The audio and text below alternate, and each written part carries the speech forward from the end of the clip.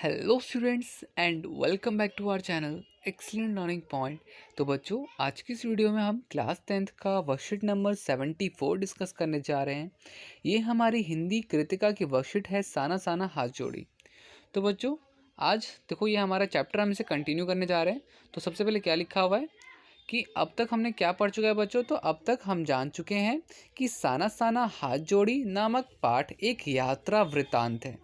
इस पाठ में लेखिका मधु कांकड़िया ने पूर्वोत्तर भारत के एक सुंदर प्राकृतिक राज्य सिक्किम की यात्रा और वहाँ के भौगोलिक स्थिति, सामाजिक, आर्थिक और सांस्कृतिक परिवेश का सुंदर वर्णन किया है। लेखिका सिक्किम की सुंदरता को देखकर मंत्रमुग्ध है। और आइए अब हम पाठ को आगे जानते हैं। तो बच्चों, यहाँ तो हमने पाठ के बारे में पढ़ लिया कि पाठ के बारे में क्या क्या होगा। अब ज़रा देख लेते हैं क्या क्या चीज़ें दे रखी हैं।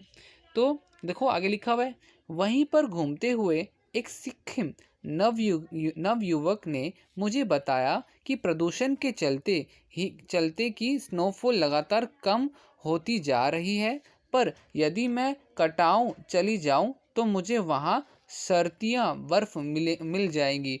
कटाव यानी भारत का स्विट्ज़रलैंड। तो बच्चों, कटाव एक जगह का नाम है जहाँ भी वहाँ भी काफ़ी अच्छी मात्रा में बर्फ़ गिरती है।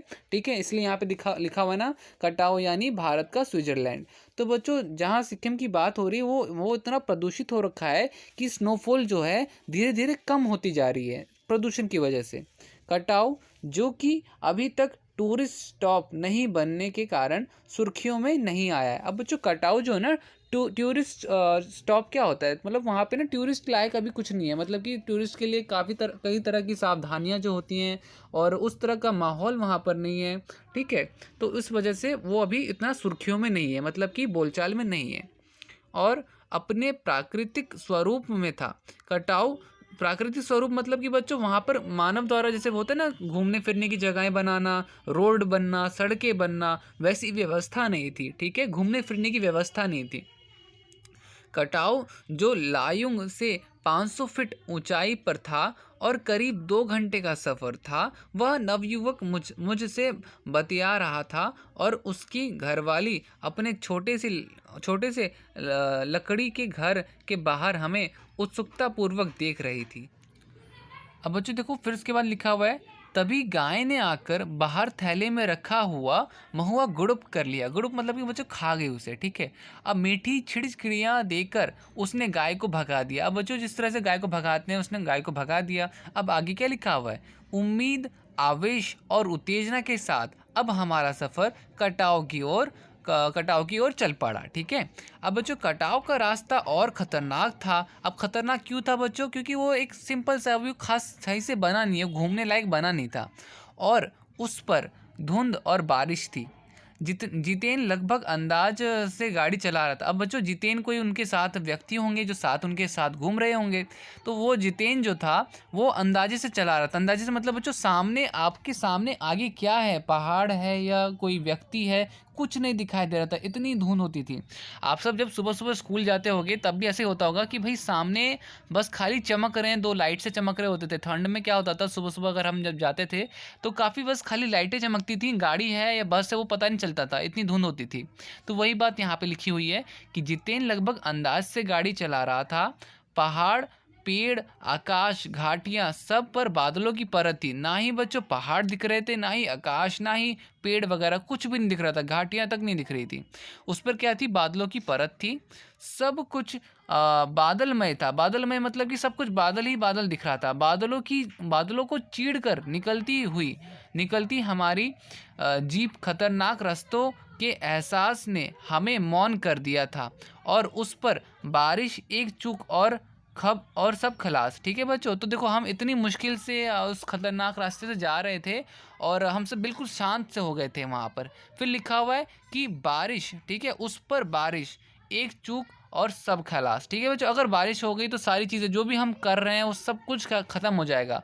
सांस रोके हम धुंध और फिसलन भरे रास्ते पर संभल कर आगे बढ़ती जीप को देख रहे थे और उसके बाद बच्चों हमारी सांस लेने की आवाज़ के सिवाय आसपास जीवन का कोई पता नहीं था। मतलब कि बच्चों अब ऐसा था कि वो सब इतने डर चुके थे कि सिर्फ जो सांस भी ले रहे थे तो सिर्फ सांस की आवाज़ आ रही थी बच्चों, इतने वो सब शांत थे।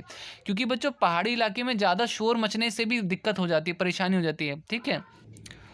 फिर बच्चों देखो लिखा हुआ है, फिर नज़र पड़ी बड़े बड़े शब्दों में लिखी एक चेतावनी पर, if you are married divorce speed.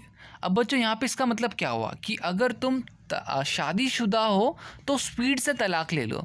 मतलब स्पीड मतलब क्या कि अगर वो जो गाड़ी चला रहा है बंदा भाई वो बिल्कुल भी स्पीड मत बढ़ाए, ठीक है। अगर वो बाल बच्चे वाला है, शादीशुदा है, तो प्लीज़ भाई स्पीड बिल्कुल भी ना बढ़ाए। उससे डाइवोर्स लेने का मतलब है कि उसको वापस स्पीड बढ़ानी ही नहीं है, ठीक है। ऐसी जगह पे वो जा चुके थे।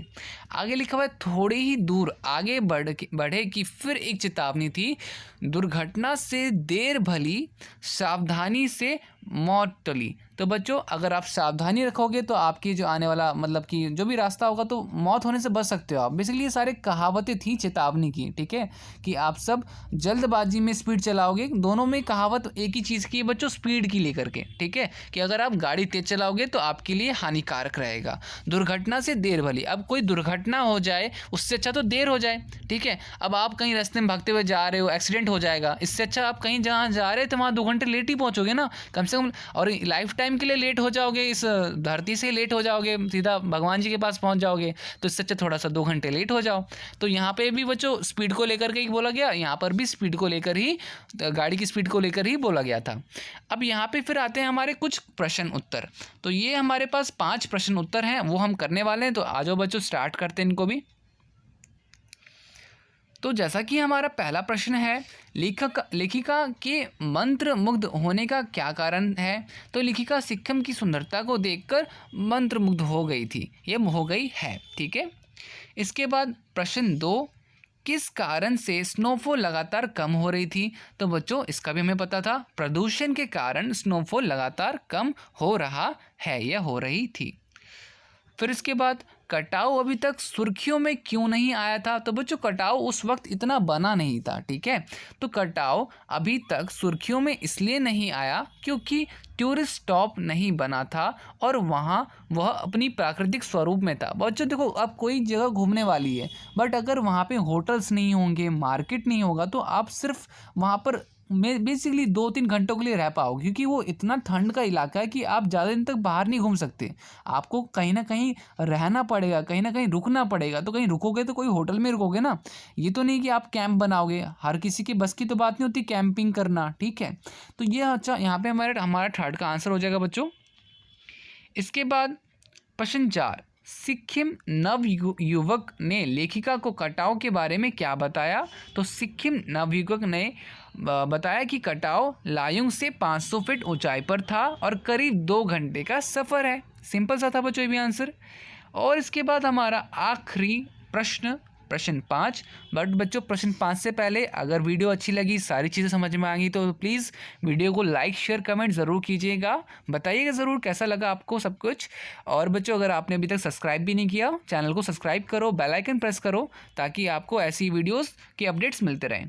तो यहाँ पर देखो आपका 5वां प्रश्न है, बड़े बड़े शब्दों में लिखी चेतावनी का क्या संदेश दे रही थी। तो बच्चों मैंने आपको पहले ही बता दिया कि चेतावनी का संदेश था कि फिसलन भरे संकरे रास्तों पर सुरक्षित चलना है तो धीरे व सावधानी पूर्वक चलें, ठीक है बच्चों। तो वो रास्ता काफ़ी फिसलन वाला है, अगर आप तेज़ चलोगे तो फिर आप ब्रेक भी मारोगे बच्चों तो बर्फ़ में ब्रेक भी नहीं लगती है, आपकी गाड़ी फिर भी चलती रहती है। तो ये हो गया बच्चों आज का हमारा सारा का सारा वीडियो। उम्मीद करता हूँ सारी चीज़ें आपको समझ में आई होंगी। वीडियो अच्छी लगी तो मैंने आपको पहले ही बोल दिया क्या करना है आपको। तो चलो मिलते हैं नेक्स्ट वीडियो में, तब तक के लिए bye bye and take care.